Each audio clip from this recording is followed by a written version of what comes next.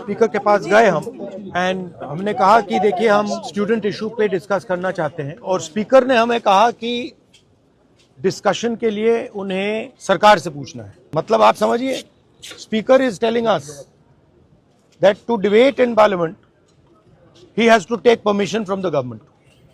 He is openly telling us that. ठीक है, देखिए इशू स्टूडेंट्स की है, यूथ के फ्यूचर की है, और ये जो किया जा रहा है, लोगों को मारा जा रहा है, पीटा जा रहा है, this is completely un Indian.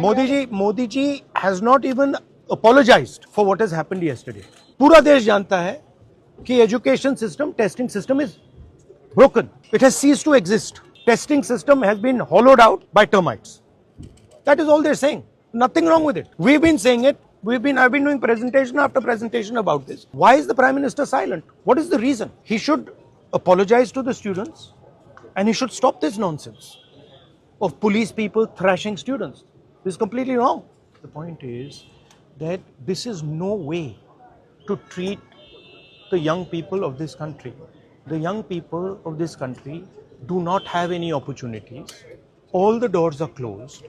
There is only one door which is open, which is the door of the competitive exam, and that door is also destroyed. What are these students here? They are not just complaining about the education system. They are complaining about their future. They are saying that in this country today, because of Mr. Adani and Ambani, because of the RSS complete takeover of the education system, because of the pracharaks becoming vice chancellors of universities, we have no future. That's what they're saying. This is not just about education. This is about the future of young people. They watch, they look at Mr. Ambani's wedding and they watch 1,000 crores being spent over there, and they have no money to open a business if they want. They have no future. That is what this is about. This is much bigger than simply education. This is the students of this country saying, in India, we have no future. We want a future. This is legitimate. There's nothing wrong with this. And instead of saying that, okay, we are going to work to improve the education system, we are going to work to fix the testing system, Prime Minister, I don't know what he's doing. So that's the story. So are you going to meet the injured students? Of course I'm going to meet the injured students.